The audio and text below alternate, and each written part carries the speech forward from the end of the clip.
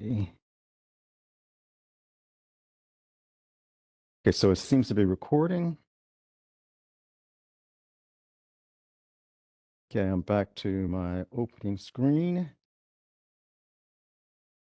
and we'll get underway. Well, first, let me say that our lesson today is called Ruling with Justice, like the sun cleansing the morning. So, ruling with justice is like the sun cleansing the morning.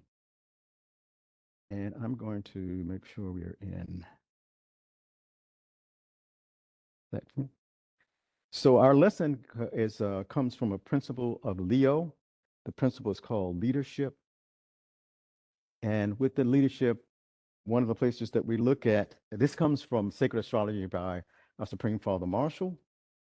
And in talking about leadership, it says from 2 Samuel, 23rd verse, 23rd chapter, verses 3-4, he that ruleth over men must be just, ruling in the fear of God.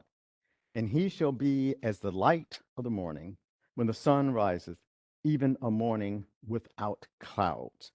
So here it's saying from the Bible standpoint that for a leader needs to be just and they need to rule in the fear of God. And when they are like this, they're like a light coming in the morning. That actually is a cleansing light where it cleanses away all the darkness, cleanses away all the fog, because it said it's like the sun rising in the morning is what we are taught from the Leo about what makes a good leader. So we're going to be discussing some of those things. We're going to be talking about what is justice and how it's defined by the Bible. And we're going to even look at how it's defined by Greek philosophy. And why I rather believe in African and biblical definitions of things rather than just going by Greek and European definitions of things. So again, we'll have our call to worship.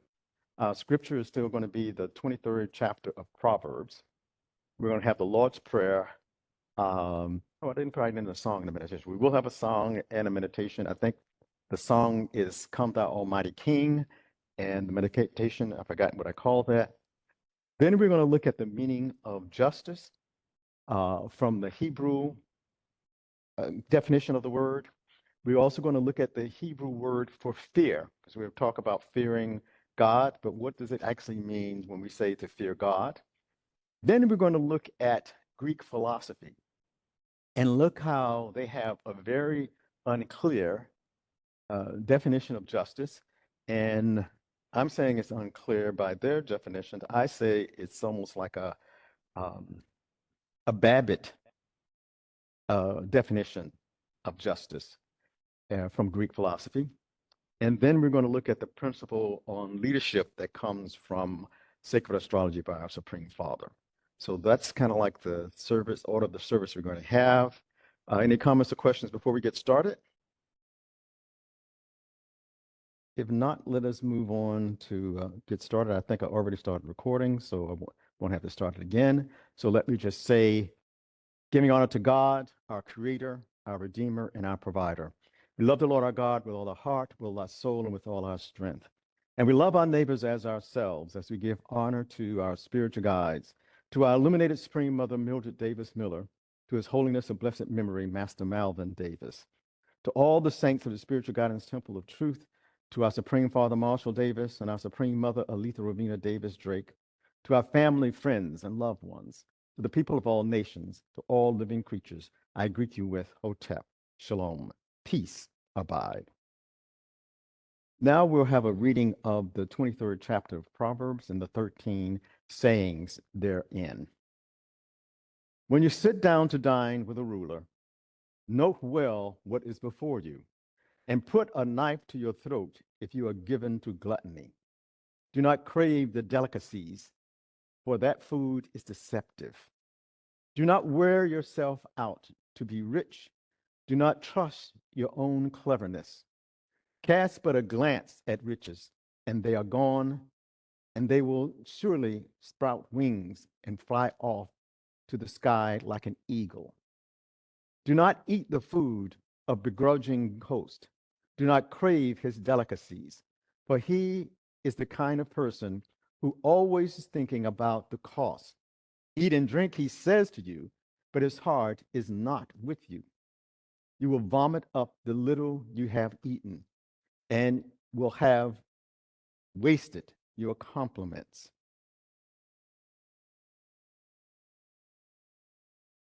Do not speak to fools, for they will scorn your prudent words. Do not move on ancient boundary stone. Do not move an ancient boundary stone or encroach on the fields of the fatherless. For their defender is strong. He will take up their case against you. Apply your heart to instruction and your ears to words of knowledge. Do not withhold discipline from a child. If you punish them with a rod, they will not die. Punish them with the rod and save them from death. My son, if your heart is wise, then my heart will be glad indeed. My innermost being will rejoice when your lips speak what is right. Do not let your heart envy strangers. Do not let your heart envy sinners, but always be zealous for the fear of the Lord. There's a there's surely a future hope for you if your hope will not be cut off. Listen, my son, and be wise, and set your heart on the right path. Do not join those who drink too much wine or gorge themselves on meat. For drunkenness and gluttony become poor. For drunkards and gluttons become poor, and the drowsiness clothes them in rags.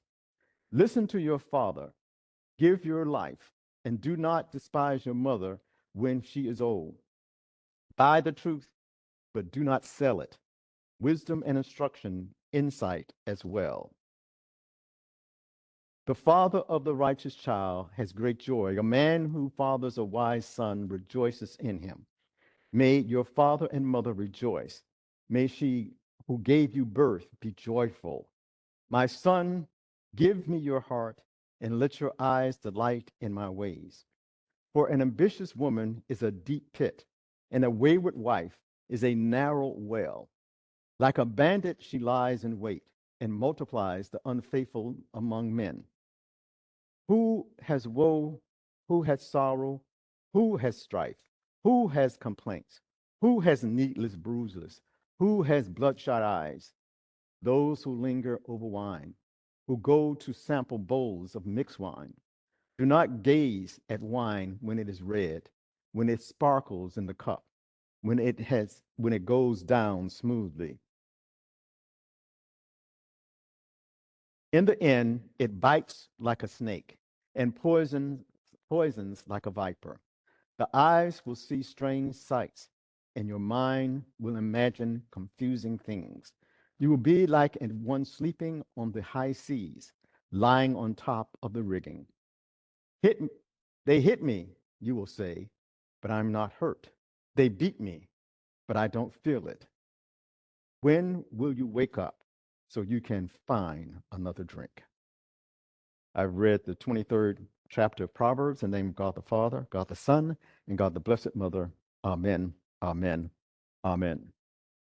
And now we'll have our Lord's Prayer in unison. Please repeat with me.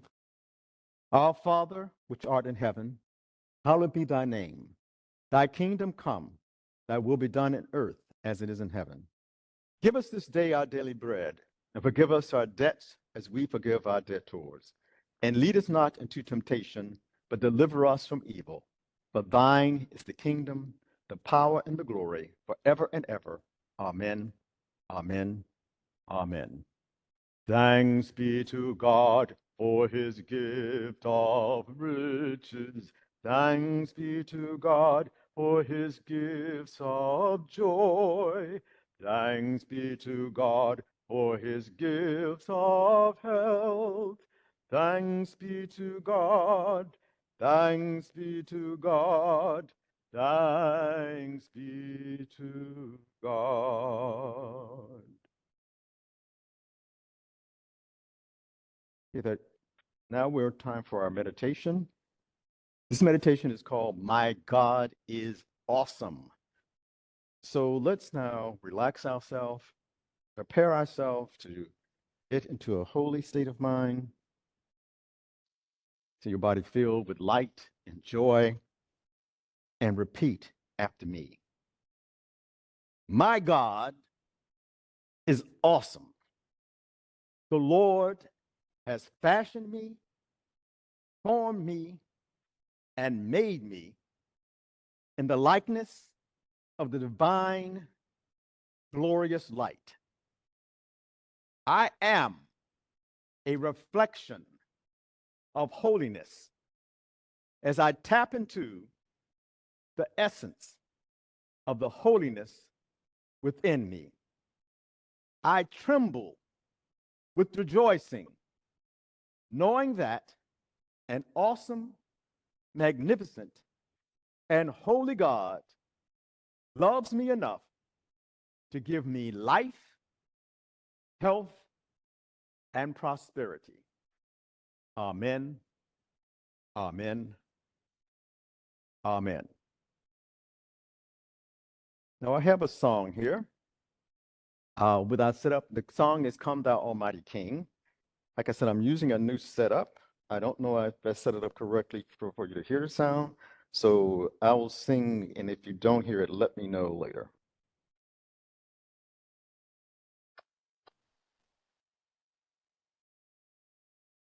Thy name to sing, help us to pray.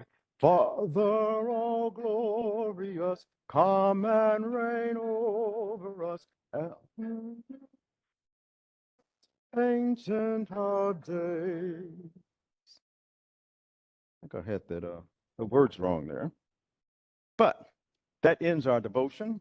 Thank you for being with us.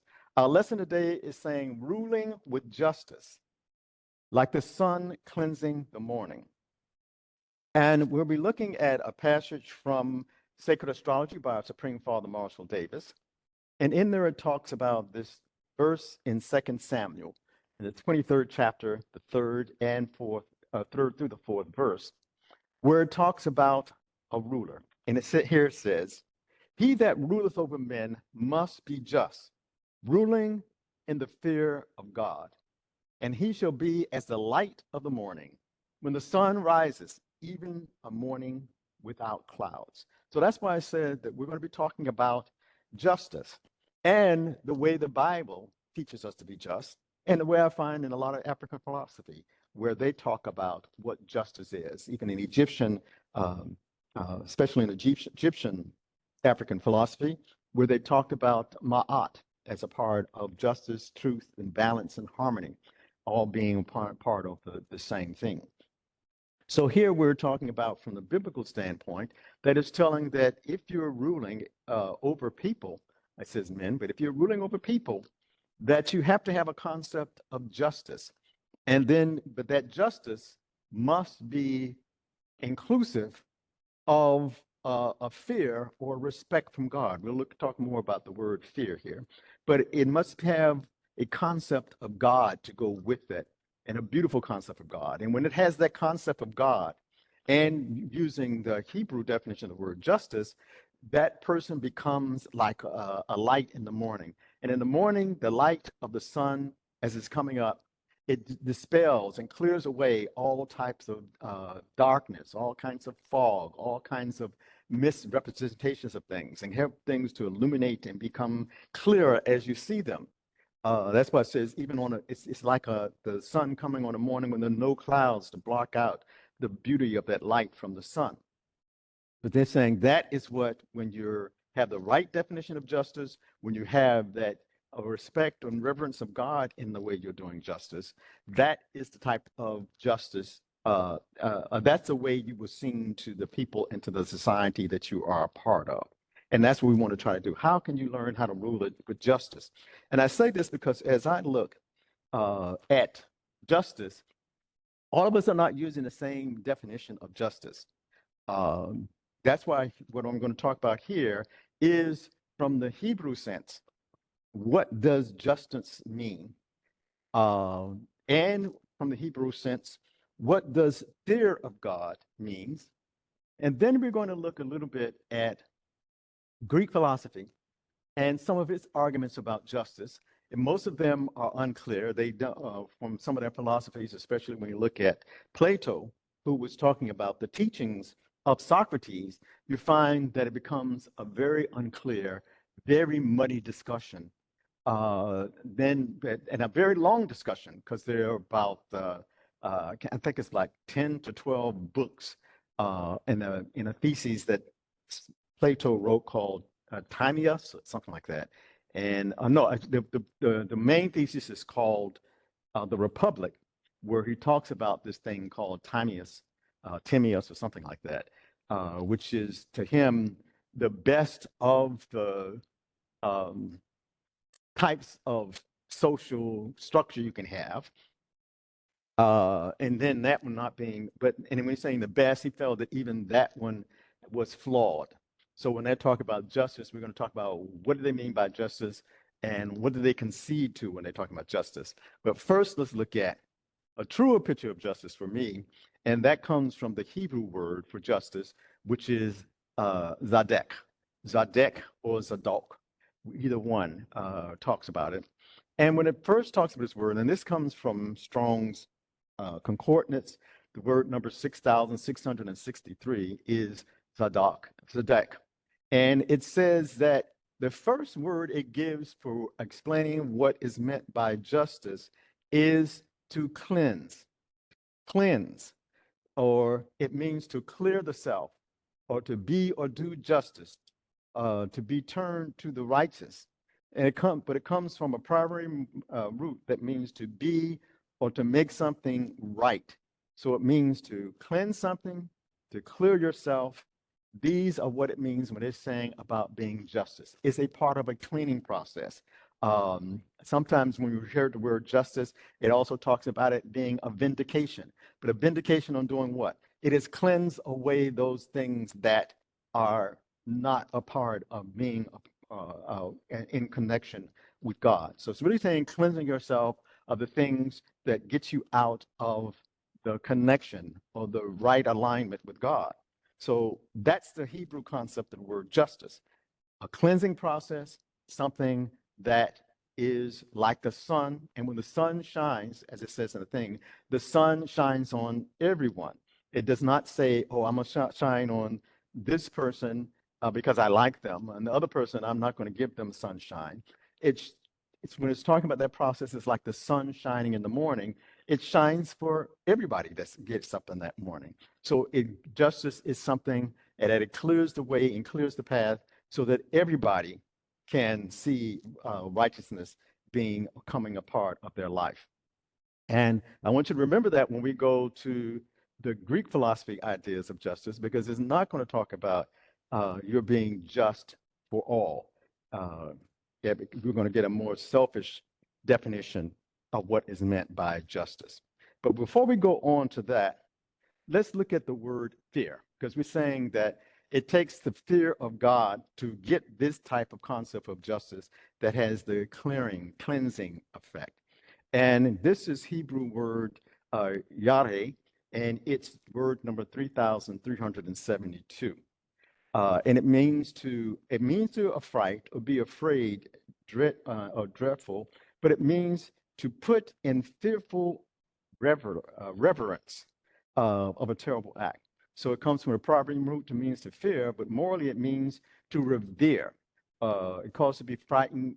When it's talking about this frightened part of it, it's because you revere that thing, you respect that thing, you have a deep feeling of the power and the awesomeness. That's why I made the prayer about awesome. You feel that this thing is so awesome that you give it much respect. So when it's talking about the fear of the God, it's not really talking about, oh, you should be shaking in fear that God is going to punish you. You should be so awestrucken with God and his the powers that we get from God and the beauty of his principles that you just are revered to the point that you would not want to go, you'll be afraid to go against it. You'll be terrified to do something that was not a part of it. So it's talking about those who have that type of insight in them, that they would work with God regardless, because it becomes almost like you're so awestruck by God that you would never, ever even think of going against them. So that's what it means when it's talking about the fear of God. Not that you are thinking that he's going to punish you with lightning, but because that's what most people think. We think we're going to fear something that is going to hurt you and impose something upon you. But remember, when we're saying we're fearing God, we're also fearing God because of his great love, that we don't want to walk outside of the radius of God's love for us. That's what we fear. We fear that we might get caught and be outside of God's love, or be caught up in the things that God has already warned us not to be a part of. And I'm going to pause a minute to see, does anyone have any questions or comments about how we've talked about what justice means and what fear means, from looking at the Hebrew words and getting to me, a more clear biblical understanding of what justice means and what fear. So anyone have any comments?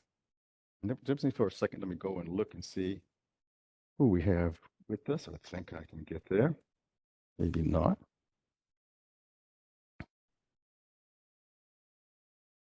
I'm using a different system and it pulls up the pages a little differently.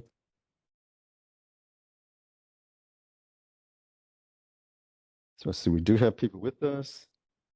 So we have it unlocked, but okay, we're going to go back to the lesson. Okay, so we're back. So I'm thinking that everybody's with me so far, because now we're about to go to Greek philosophy.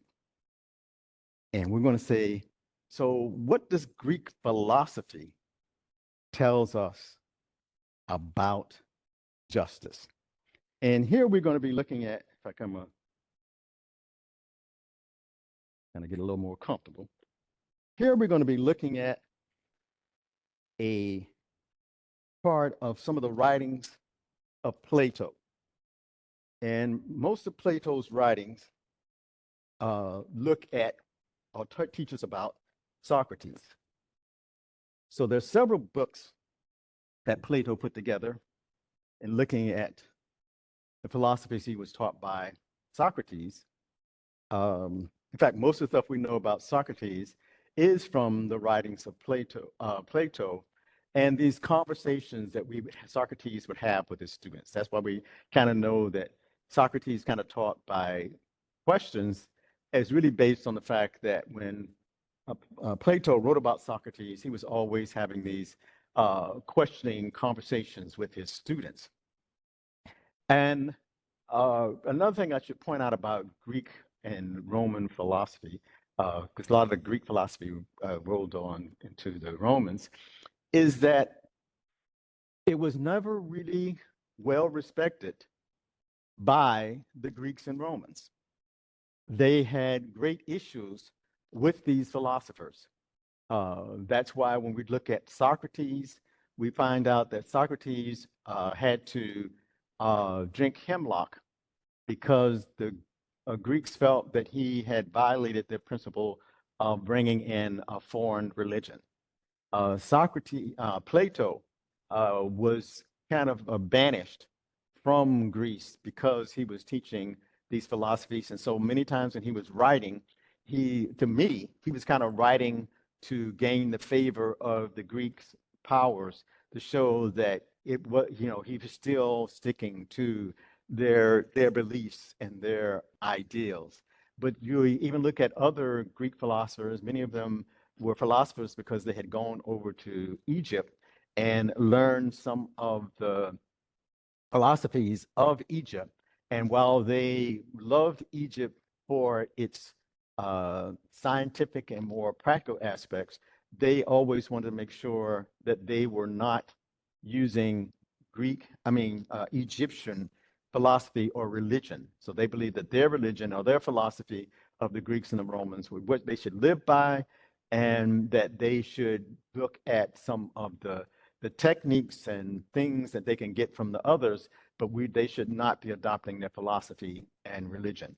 And that's why you find people like Socrates and Plato and Thales and some of the others were kind of like rejected. Pythagoras, because he did more of it based on a mathematical and scientific principle, was a little bit more accepted, but still making sure that they were not looking at philosophical or religious principles. So many times when you're looking at these Greek philosophers, we have to understand that they were writing or talking in a situation that they wanted to still appeal to the Greeks and Romans and the philosophies that they held by. So in this book called The Republic, uh, which are several, I mean, it's several books wide. I know it talks in here, it mentions that this republic is about actually, in here it talks up to about 10 books that were a part of this book called The Republic. And in this book called The Republic, it was talking about a justice and how justice was the foundation of forming governmental structure. And you'll find that many of the people, even here in America, when they talk about the ideas of justice and not American, but governmental forms, they actually relate back to some of these principles and arguments that we find that Plato talked about in this called Republic. Remember, we have things we call Republicans, and we call ourselves a democratic republic. So you hear this thing about republic coming up a lot, but a lot of the mainstream philosophy of this is based on the basis of it is some of Plato's discussion of this republic. Now there have been what they get from him, and they derive these other things or these other philosophies where you're talking about our system of capitalism or the system of communism or oligarchies. When they write about them, when Marx is writing, they use some of these ideas and arguments that are in the Greeks, but then they kind of tell you how their government or how their system of management is looking at some of the problems that it talks about in the works of Plato and coming up with a system that is better for people than what he talks about. So this is this Book of Republic. I'm not going to read directly from the Book of Republic. This is from a website that looks at some of these ancient books and gives you reviews of them. And it's a little too small for me to say, but this is a thing that talks about these books, reviews of this. So this is giving you, and I'm cut out a lot of it, but I just want you to look at a couple of paragraphs where it's talking about the things that the book, The Republic, says about this concept of justice. So I'm going to read two of the paragraphs, then we'll come back and read the third paragraph. So in the first book, two definitions of justice are proposed, but deemed inadequate. Returning debts owed and helping friends while harming enemies are common sense definitions of justice that Socrates shows are inadequate in exceptional situations, and thus lack the rigidity demanded by a definition. Yet he does not completely reject them, for each expresses a common sense notion of justice that Socrates will incorporate into his discussion for the just regime in books 2 through 5. At the end of book 1, Socrates agrees with Pamikkaros that justice includes helping friends, but says that it is just that a just man would never do harm to anyone. Tsadeq believes that Socrates has done the men present an injustice by saying this, and attacks his character and reputation in front of the group, part because he suspects that Socrates himself does not even believe harming enemies is unjust. So here we have, starting off, that is always, it was like it's never ever given a definitive answer for what is justice. In fact, there's some long discussions on what is justice, and most of it is just it's kind of fun to use a word, justifications on why they feel the way they feel. So they were all, and that means there were excuses for why you would do certain things that many people would consider be unjust. Because remember, even though it starts off with these two talking about one tries to define justice as returning debts owed. One of them means that you pay your debts. If you pay your debts, it's say that you are just.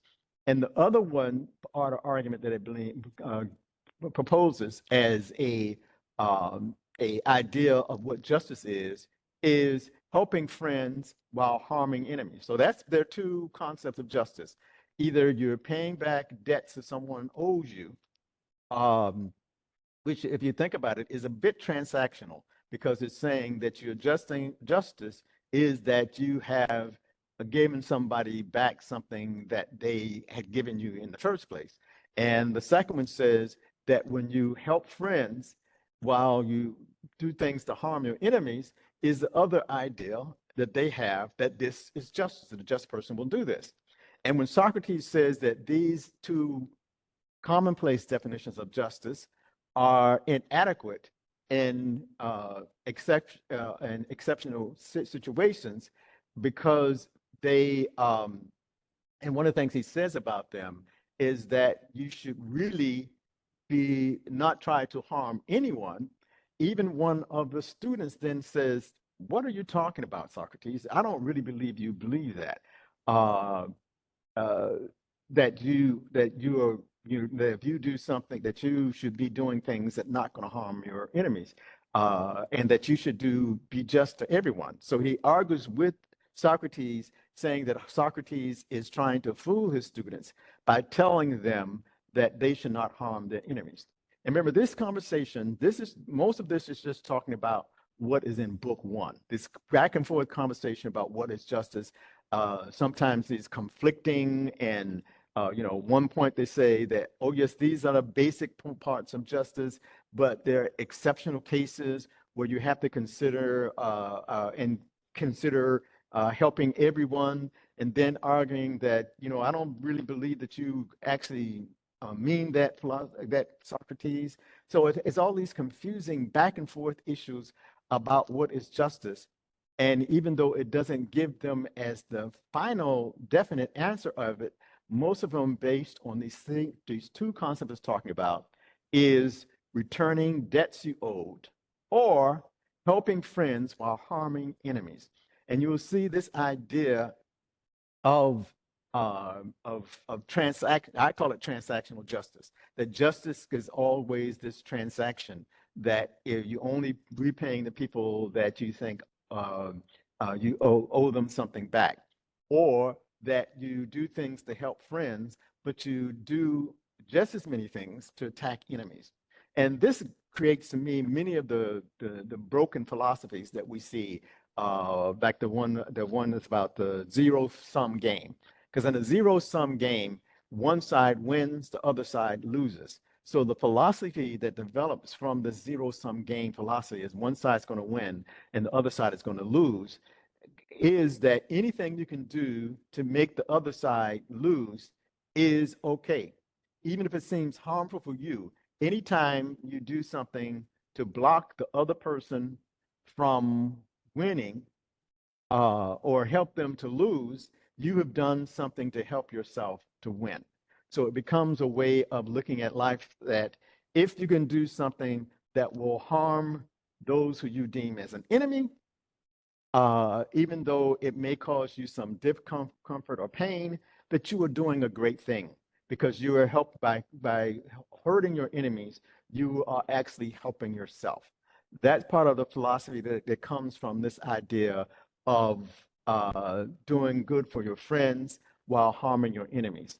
And even though Socrates kind of talked about that wasn't it, that you should not try to harm anyone, and even his own students there chastise him for even suggesting such a thing, that you are unjust when you harm your enemies. The conversation go back and forth between saying no, when you're do these things, that you repay your debts, and you help your friends and harm your enemies, becomes like a fundamental part of what Greek philosophy teaches you is justice. Now, remember, most of what we've talked about is just talking about what you hear from book one. But it says but then in the other books, the books 2 through 5, it goes through these examples of justice as it develops into a social structure. Because that's another thing it talks about. When you're saying you're helping your friends, it's talking about your social structure, your group of people. And so it goes through all these ideas and talks about, gives examples of pretty much why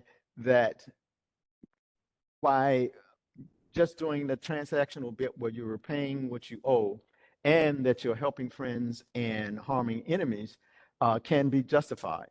Because one of the reasons that it says, one of the examples that it gives on why justice is always transactional and why justice is always based on what benefits you're going to get out of the situation is the story about this man who got the power to become invisible.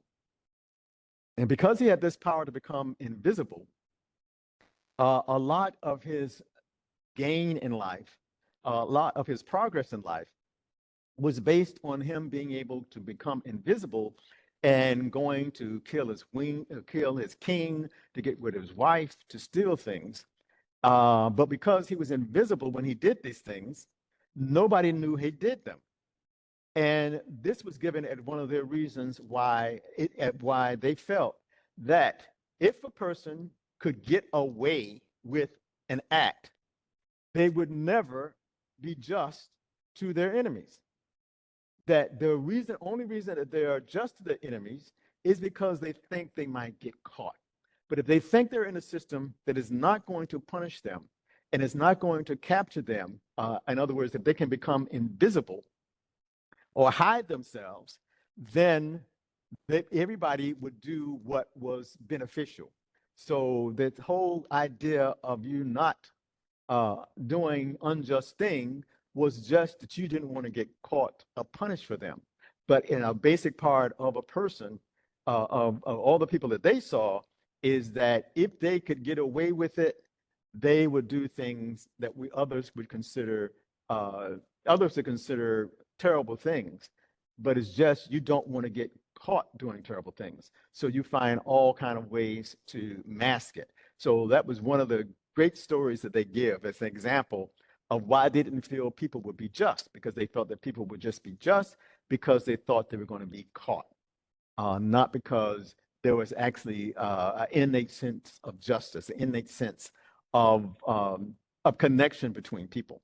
Because I believe when you look at the biblical sense of it, it tells us to be just because we're all connected. We all are a part of oneness with each other. And because we're all a part of it, then we should all try to work with everyone, because when we make the society better, we make it better for all. Not this justice, this only idea of you always doing something that's just to your selfish benefit, because the Greek philosophy of it is you're always doing things for your selfish benefit, because the only time you do good things is because you think that you might be harmed or caught or captured or punished if you didn't do the right thing.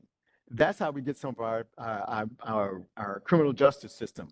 Or there's incentives to we believe that if you get someone, even when we talk about Black people, if you go out there and you hang them, that because they see this person being hanged, that they will start complying, because they feel that the punishment they're going to receive from it is going to make them act the way you want them to act. And that's whether you are acting justly or not. They believe that, again, this transactional approach to justice, that when you're punished for something, that will make you do the thing that the person on the other side of that transaction will like. So it's very transactional, and it's very much based on If you can punish people or have the system to punish people, then they will follow your rulership. Now, remember, this was kind of like mostly focusing on book one of the Republic, but kind of telling you a little bit of what you're going to get when you're reading books 2 through 5 of the book called the Republic. Then when we get to, and the next one we're going to read about is after we have this, a lot of arguing between, remember, all of this is written by Plato, but in the first 5 books, it's more of him writing about a conversation of Socrates with some of Socrates' students. When he gets to books 6 through 10, then Plato starts writing almost his criticism or review of the forms of governments that are mentioned in books 2 through 5. Because they talk about, one of the things it talks about those books, it talks about different forms of government. So I'm going to read Plato's, a summary of Plato's look at these forms of government, and then we'll go and talk about them a little bit. So it says in books 6 through 10, strand Plato's criticism of the forms of government. It begins with the dismissal of democracy, a sort of authoritarian regime not unlike a military dictatorship. Plato offers an almost psychoanalytic, psychoanalytic explanation of the timocrat as one who saw his father humiliated by his brother and wants to vindicate manliness. The third worst regime is oligarchy, the rule of a small band of rich people, millionaires that only respect money. Then comes the democracy form of government. I'm going to read that over again. Then comes the democratic form of government and its susceptibility to being ruled by unfit sectarians, demagogues. Finally, the worst regime is tyranny, where the whimsical desires of the ruler become law and there is no check upon arbitrariness. So he talks about these different forms of government and actually criticizes all of them. Now, the one that he says is and all these goes to level, he starts off with what he thinks is you're talking about the lesser of 4 evils. So he says the one that's probably the lesser of them is the one that he calls a timocracy. And he says the timocracy is a sort of like, it's an authoritative regime that is sort of like a military dictatorship, but it's a military dictatorship that's in a society where everybody is seen as equal, that the people who are ruling aren't getting paid for what they're doing. But because they're not getting paid for what they're doing, but they have this military force to impose what they're saying. So they're not doing it for gain. Men and women are seen equally. It's no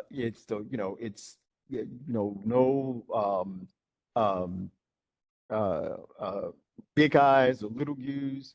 It's almost like a commune that has a military force that is making the people in the commune do what it's supposed to do. So it's a military dictatorship. I say is more like almost like what you see in many communist regimes, that you have the people supposed to be. Only thing about it is the communist regimes had this party, and the party had more respect than other people. In a true democracy, nobody has an upper hand, and the leaders of it don't have any financial gain. They don't have a reason to be bribed, or supposedly don't have no reason to be bribed or corrupted because of the position they have. But the position they have is then enforced by this military regime.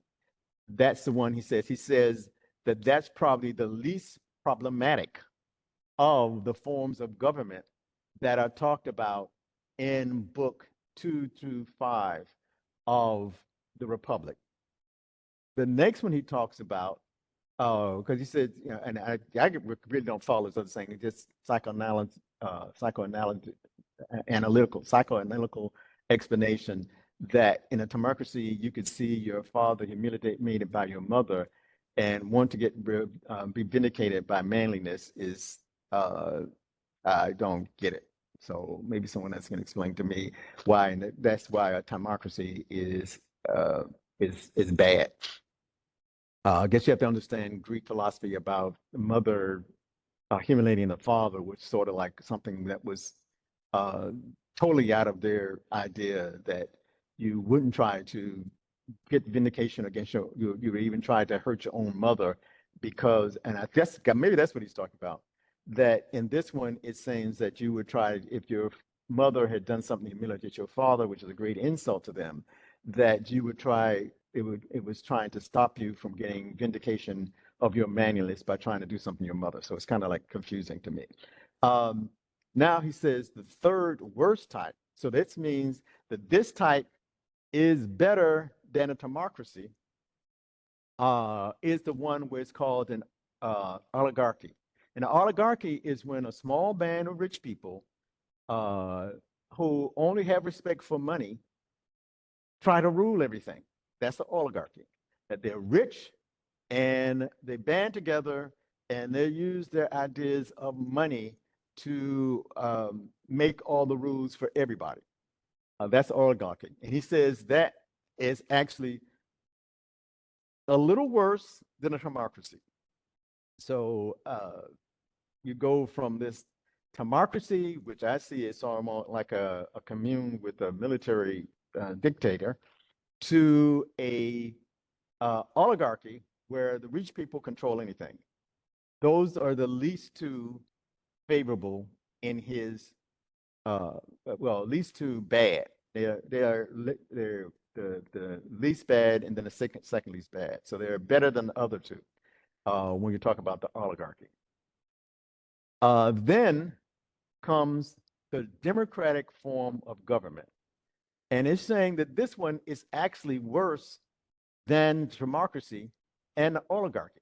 So in here, Plato is arguing that that the democratic form of government is actually worse than what we would see is a dictatorship that was that's not based on money, that was sort of like a communistic dictatorship, or an oligarchy, are actually better than a democratic form of government.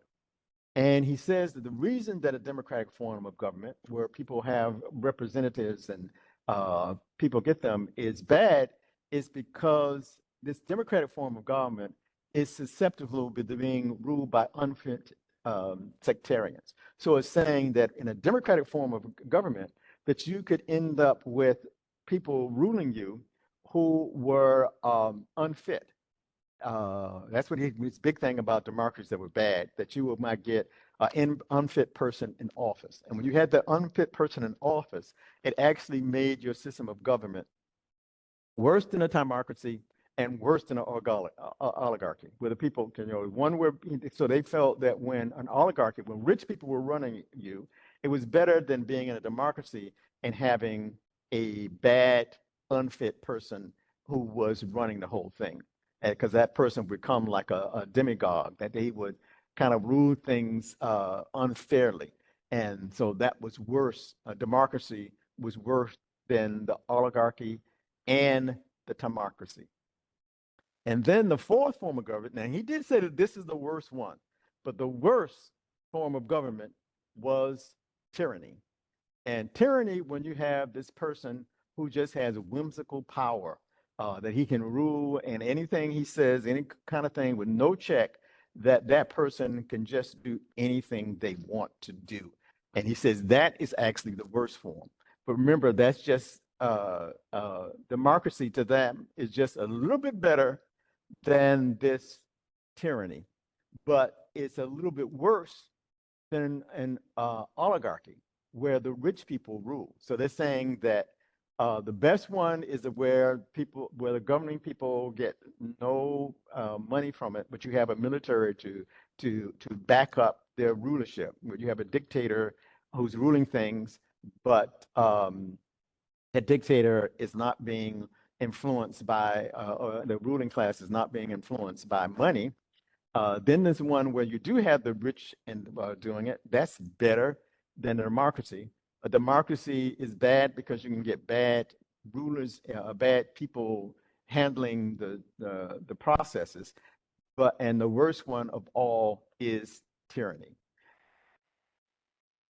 But all of this, I think, is based on a transactional definition of justice.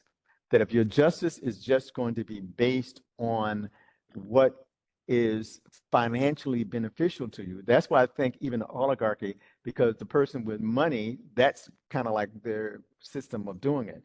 The reason, even though they say that the rulers rule based on money is not as good as one where you don't put money as part of it. It's still, through the other ones, kind of show that it's money. It's what I'm going to get from it. Even when we talk about we're in a democracy, it's a democracy that's kind of it was supposed to remove some of the bad parts of it when you're having everybody with the vote to pick these people who would be in these offices, with the idea that we would pick the right type of people to be in these offices, that we would not pick unfit people to be in these offices. But it's still based on keeping that idea of capitalism. So it kind of keeps both of those ideas of the oligarchy, which is ruled by money, and the democracy that is ruled by representatives, and with the system somehow trying to keep these representatives from being unfit for being in office. But I just thought it was interesting when we're looking at here, we're not talking about the type of justice we've been talking about from the Hebrew standpoint, where it's a system that helps you to cleanse things and makes them better. So in those type of systems, even the government is there to help to cleanse and purify things, and purifying them with godly concepts. And this one is sort of like, it's all going to be based on transactions. It's all going to be based on what can be, and I think I would say financially beneficial to you. Because remember, the first thing it says about, it talked about returning debts was a part of its basis thing. So it was more about money, a money system. So the whole government was based on either economic system or a system where you did good for your friends, you help your friends, but you try to harm your enemies. So even when it's talking about regulating this military, is the military supposed to also use that? Is the military supposed to be different from the things that are your friends and different from the ones that you consider enemies? Are there supposed to be two different systems of law or justice for those? To me, the Greek philosophy is a poor foundation for coming up with how you should really be living. But I'm going to pause for a minute and say, does anyone have any comments or questions so far?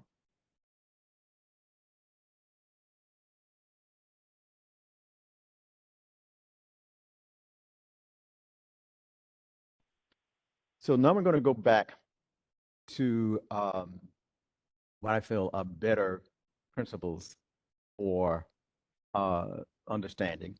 And this is learning the principles of leadership that comes from Leo, what we should learn from Leo. And this is a reading from Sacred Astrology by Supreme Father Marshall Davis. I think I have, how many screens of this? Oh, it's 3 screens of this? Okay, so I'll read through them and we can go through them. So Leo from Sacred Astrology. The luminary of Leo empowers with the principle of leadership. King David, as revealed to him by God, said it well. He that ruleth over men must be just, ruling with the fear of God. And he shall be as the light of the morning when the sun rises, even a morning without clouds. Spiritual leaders are like the sun, serving as solar emanations, dispensing light from that exalts consciousness. Divine love of our spiritual leaders has an empowering and enlightening effect that enriches our lives. Leaders in any organization are linked with the sun. Those ordained by God are the true leaders to follow as they follow God. Such leaders, both consciously and unconsciously, emanate rays of light, which exalt the soul, enlighten the mind, and empowers their followers with attributes to obtain the mission of their soul and fulfill their human potential.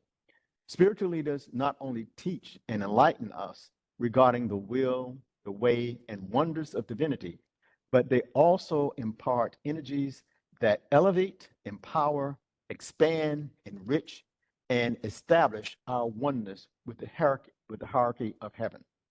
Life-giving qualities are what we expect from our spiritual leaders and from our fellowship with devoted seekers of truth.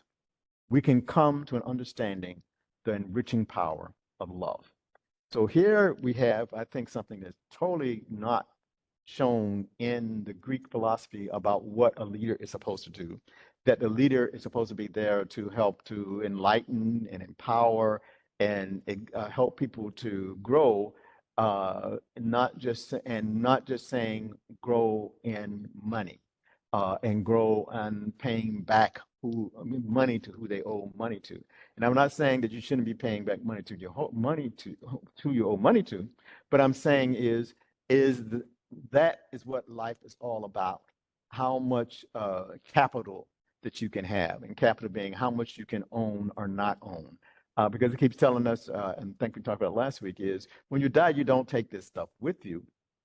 But if your consciousness actually goes on past when you die, why not then try to develop things in your life now will be a part of your consciousness that goes on and lives forever and ever. Even the movie of Scrooge kind of says that we just think about because what Scrooge did is he just thought about making money and did not think about what would happen to his spirit and his soul after he no longer had this body, actually had no longer had this direct connection with the things he had accumulated. How would he be able to, how would he be seen by those who would be around him in the everlasting kingdom? Not just those who could see him now and see him amassing all this money when he really had nobody to care about him. So here is saying that when we really talk about leadership, what is that leader doing to help you, to empower you to grow spiritually, to expand? I even think sometimes, even in politics, people, many times when you ask them about voting, they'll ask you, what am I going to get out of it?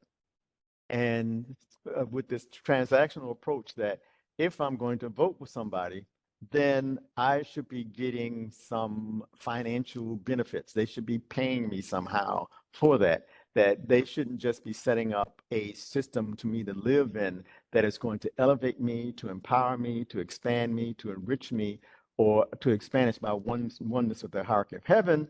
They got to do something that is going to, I'm just going to vote for them if they can do something that is going to affect my pocketbook. And I think we do injustice to leaders who try to make the society a place that is that does those type of things, that makes a society. And I'm not saying that you should never get any money, because your community should be investing in you, but should be investing in you to help not only you, but your whole community to grow. So we should also be looking at things. Are these policies something that's going to help our community to grow? And even when, we're talking about the diversity and equality and inclusion and trying to make those things as if they were bad things, where we are diverse, we do want equality, and we do want inclusion. Why are they making those bad things about a society? So we want a society that is not diverse. We want a society that is not equal. We want a society that is not inclusive. That to me is not a better society. The better society would be working for those things, where it would be recognizing the diversity of the community. It would be recognizing, giving equal, equality within that community, and it will make sure that everybody is included in the encouragements of that. So to me, there are great things that they're making them out of. Oh, that's something ugly. We don't want diversity. We don't want equality. We don't want inclusion, because we think that we're going to lose something in a transaction. We think something is going to be taken away from us. We're going to lose some of our cheating power if we can get those things. Anyone else have any comments or thoughts we want to have on the screen?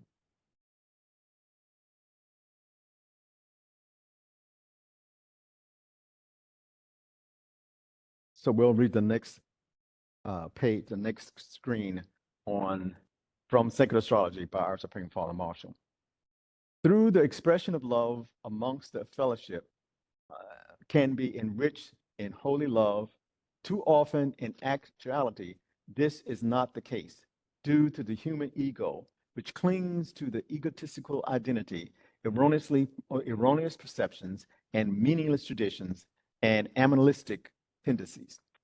What is meant to be an arena of brotherhood and supportive love can become the stages of soul entanglement drama of human nature.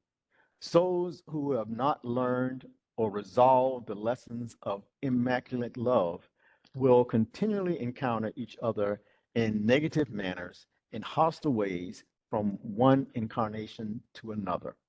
The eternal love of God found in the soul of Jesus Christ was such that he forgave those who crucified him in the very act of their hostilities.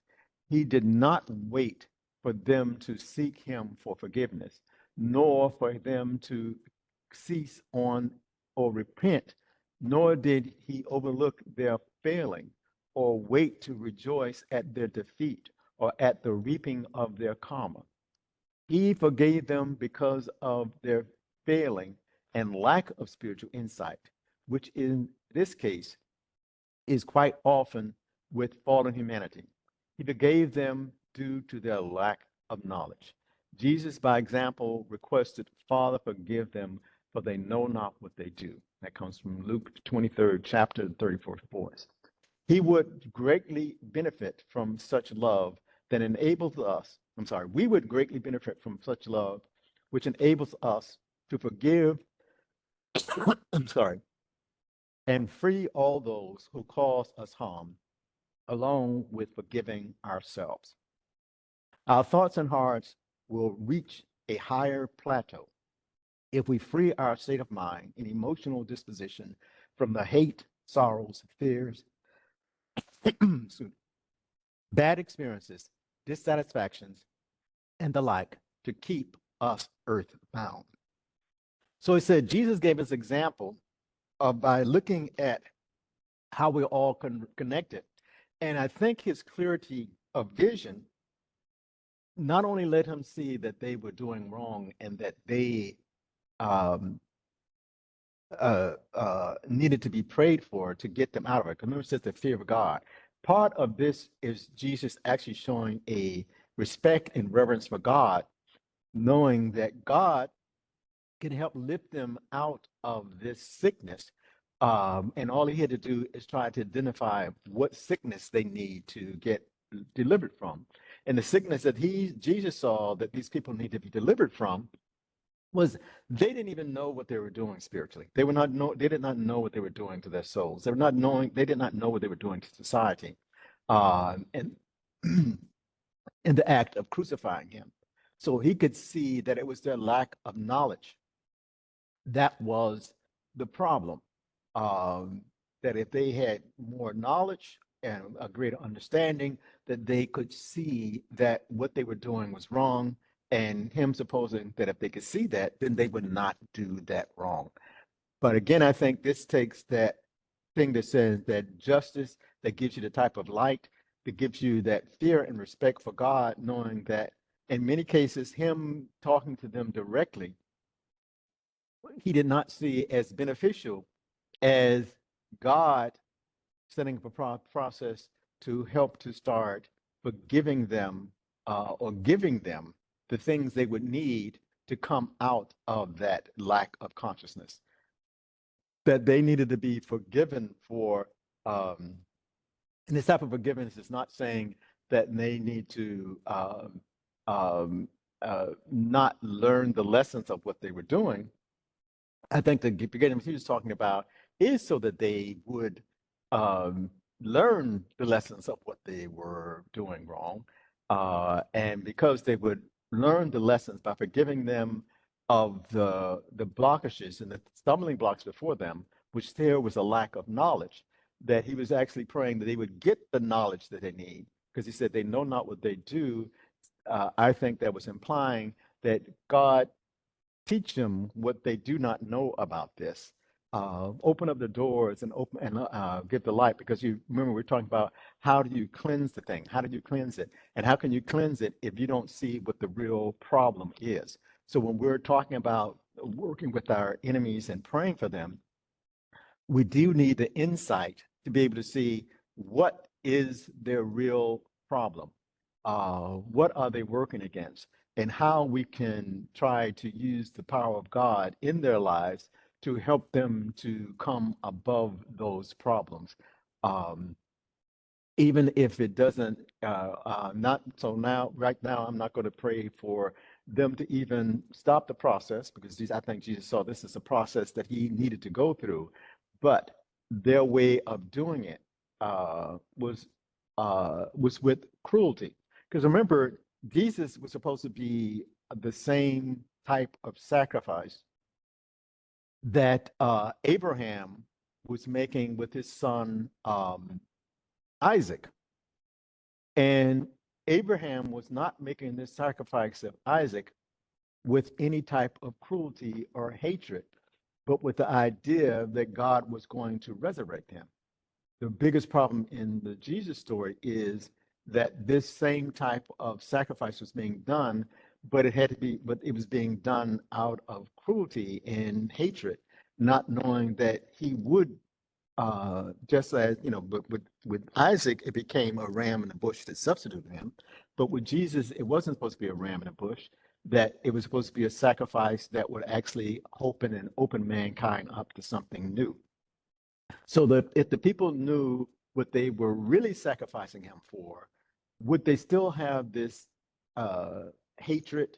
They still have this cruelty in which they were implementing the sacrifice that was similar to the sacrifice that Abraham was making, but was denigrated by the fact that they were doing it for all the wrong reasons. Remember, Jesus had already told the people and his disciples that you would eat of my body and drink of my blood, and then gave them a ritual by which they could do this without even causing his physical death. He could imbue his spirit into the bread, into the wine. In fact, each time you go to a communion and they're doing these things, they're actually saying, "This is the body of Christ. This is the blood of Christ." What they're saying is, "This is the sacrifice of Christ. This is the sacrifice that He's made for me." But I'm going to take that sacrifice, and not doing it because of taking it because I am cruel to him, but I can see the love he must have for me, for mankind, and his connection to God to make this type of sacrifice for me. But we keep ourselves earthbound and block our spiritual growth because we look at everything as, what kind of transaction is it going to be as far as money and material things? Again, we have another. Anyone have any comments or questions we'd like to bring now?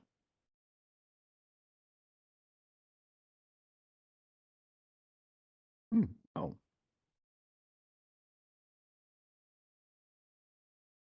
okay, that was the last screen. Okay, I was gonna. There was a.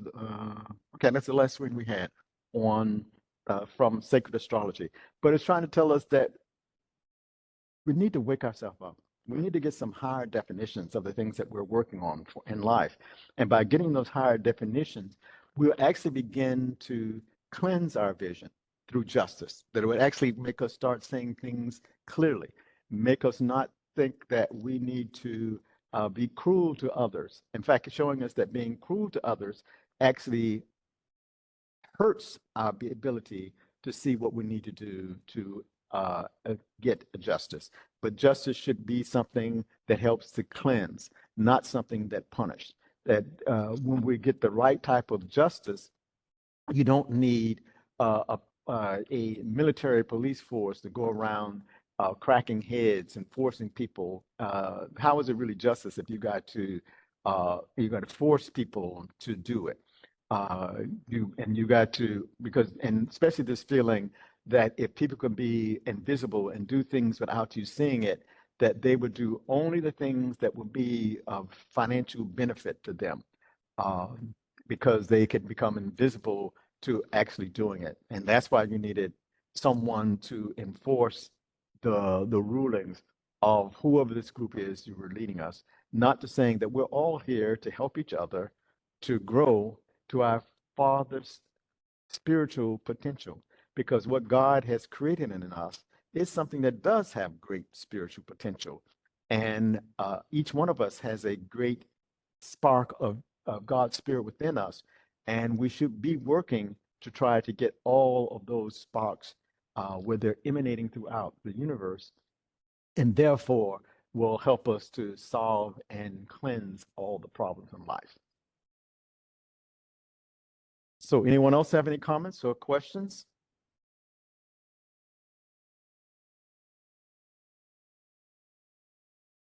In fact, let me go over and make sure everybody's still here.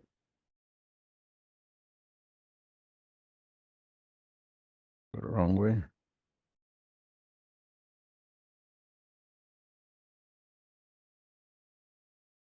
No one have any comments?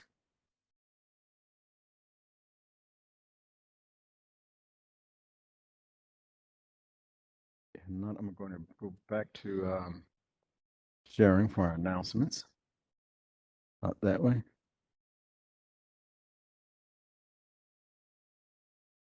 And so for our announcements, we know that two people on August 7th are having birthdays that we know. One is Mother Satonia Baker.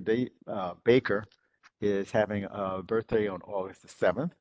And Michael Hart, which I haven't heard from a while, but Michael Hart's birthday is also on August the 7th. I said April. I think I said April, but it's August. August the 7th is Satonia and Michael Hart. And then Courtney, who is Brittany's son, which is Malvia's grandson, will have a birthday on August the 14th. And we have Father Linwood Davis's birthday on August the 24th. We have Irvin Duke Major's birthday on August 27th. And our next consecration will be on September the 8th. But we didn't have a consecration in July, don't have one in August. We'll start back in with the Virgo consecration on September the 8th. And also, I'd like to just point out that we did have a birthday last week on the 31st of the month of July, 31st of July. We'd like to make a shout out to Deacon Jackson, who had a birthday. So Deacon Jackson, happy birthday. I know it's belated, but I know I did reach out to you on the day, but just wanted everybody to remind them that Deacon Jackson had a birthday. So is it anyone else who have any announcements that you'd like to make? Shalom, good morning. Good morning. Let me tell you, I enjoyed the lesson. For I've just been sitting here taking it all in, and want to send out thank you to everyone that told me the accolades and the blessings, and it was just good to wake up that morning, know that God had given me another chance, gave me life, and I just thank God for that, health and strength. And it's also, He's so faithful, He's merciful, and what an awesome lesson. And I just want to thank you for bringing it forth. Shalom, everybody. Thank you for those words of encouragement. But I believe that God blesses us with wonderful lessons here. And I'm glad that God was able to open our insights through things like our Supreme Father, and looking at some of the other things to be able to show us that there is a better path, especially when it's like it says, when you fear God, when you revere the awesomeness of what God has given us, the possibilities to do in life, um, it changes your aspect of things, changes your way of looking at life. And I think it changes in a way that'll make the world a better place for us all. So thank you very much for those encouraging words. Anyone else? I just got a question comment. Okay. Question and comment. Go I ahead. guess it's a isn't that Okay. don't it look like here in the United States Mm-hmm. we have a compilation of more than one type of those Systems, yes. systems. Mm-hmm. We got the one with the oligarchs who are trying to take over now. Mm-hmm. We got another one with the Democratic people who are trying to, use democratic means. Mm-hmm. And then you got those, it was the other one you said about the people who got like who use money as the main thing and no matter what. That's the oligarchs. Oh, that was the oligarchs. Yeah. But it was The one more democracy, the democracy was the one where it was more like a commune. But and because crazy, because democracy is like a commune, but it's like a military dictatorship. Because remember, with their ideas, if you just put people in a commune, most of the communes were just based on the ones we know about in America, was just everybody just loved everybody. And the difference between, but everybody was sort of like equal, everybody could do what they want. The only reason that the democracy that he talked about was different is that you had a military there to make sure everybody still did whatever the ruler said. So remember, he didn't. Plato only talked about the one that he wrote about. There are other forms that are there, but that's the ones that they thought were there, and each one they said had problems and tried to show you the problems in it. I think from the idea that you had to, in your society, decide which one you're going to do and how you're going to deal with its problems. But the one he said that was the most problematic to try to live in for people was the tyranny.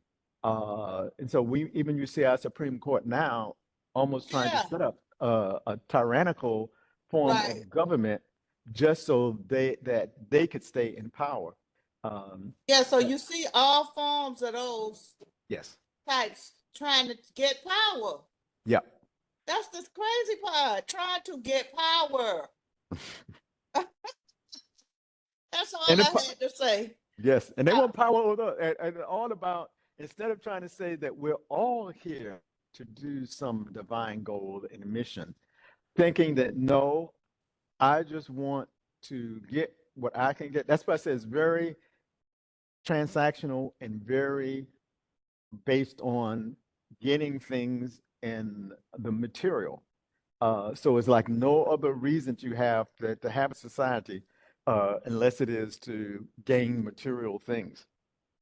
And we call it because remember another form of government or a big part of our form of government is capitalism, and capitalism actually means how many heads you own. It was talk about heads of cows and things, but capitalism is based on how many heads you own, who owns what, property rights, and not anything about your spirit, your soul, or that's why these concepts of liberty and justice, which one is more important? How much liberty and justice you have in your society, or how much property you own in your society? And a lot of times ours looks at, is whether you have property. Remember, at one time there were a lot of states that and municipalities that the only people who voted were the property owners. Florida was one of like at one time, Miami, I remember someone doing some oral histories with people like Garth Reese and others. At one time, if you didn't own property, you didn't actually vote in the municipal elections. So find out who was going to be your mayor and city commissioners. You had to be a property owner to vote in those. You got to vote in some of the national elections, even though there were bigger restrictions on those, but you didn't even vote for who was going to be the head of government if you weren't a property owner. So it kind of like, our form of government has a lot of flexibility in it. And that's why we have to watch out for some of those flexibilities and come up with some ideas that, are there rights that are supposed to be because you are a part of the United States of America, that you're supposed to have rights that the states are not supposed to take from you? When they talk about those inalienable rights, what are these inalienable rights? But they'll keep going, no, we're going to go to the state's rights. So the state can decide back like it did then, that maybe only property owners should be allowed to elect the officials. And maybe we need to take that all the way up to even not just for the municipalities, but we need to take that all the way up to the idea of who gets to choose who becomes your state representatives and your state and your federal representatives. The flexibility of our system of government, if they don't do something to block it at the federal level, does give the states the right to implement those types of things. And those are some of the things that you can see the Republican Party has actually made more steps forward to saying, how can we take advantage of this fact that there is this part of our system of government that says that the states have rights, and how can we take rights from the people on the state level and then implement it on even a national level. So we have to be thinking, people, and I think that to be involved people to say that, no, we want some of these other definitions of justice and righteousness and equality to be a part of the nation that we're part of, and actually continue to spread those almost divine ideas, or really divine ideas, throughout the whole world. Because I think that's why the rest of the world looks at America, is because of some of the great things that we can do because of equality and justice, not because we can do like other countries and do things like you know slavery and oppression. I don't think people look at America, oh, what a great, oppressive society is. It is, what a great society that is actually trying to define a better way that people can learn to live with each other. Anyone else?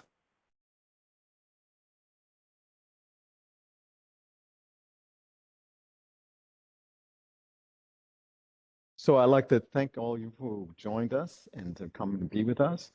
We're glad to have you with us. We're glad for the support that you give us, because it is through your support that we can keep our facility here, keep the building and land that our Supreme Mother fought and worked so hard for us to have. We're glad to keep it going and keep it here for you, and to keep up the types of lessons that she brought through the teachings we have and the teachings of our Supreme Father Marshall. He's doing some beautiful things that to be able to preserve some of those lessons and to put them out into classes and to put them into books so people can read and learn about them. So we're glad of that. So thank you. And thank you for the ways that you donate to us, whether it's through some of your electronic donations to things like Zelle and Cash App, each one that can be processed through my telephone number at 954-549-4713, through our website at www.spiritualguidancetemple.org. And there's also, you can set up in your Zelle to, in addition to the telephone number, to send it to offerings@spiritualguidancetemple.org. That's offerings, OFF. RINGS, the at or each sign, spiritualguidancetemple.org. So thank you very much for that. And I'll give one more shout out that if anyone would like to have anything to say before we dismiss. So if not, for our dismissal, let me say, may the love of God illuminate your way. May the will of God direct you each day. May the truth of God all errors depart. And may the peace of God forever dwell in your heart. Amen. Amen. Amen.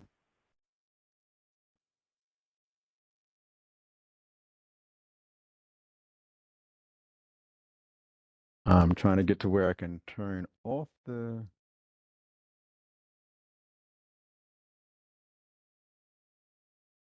recording.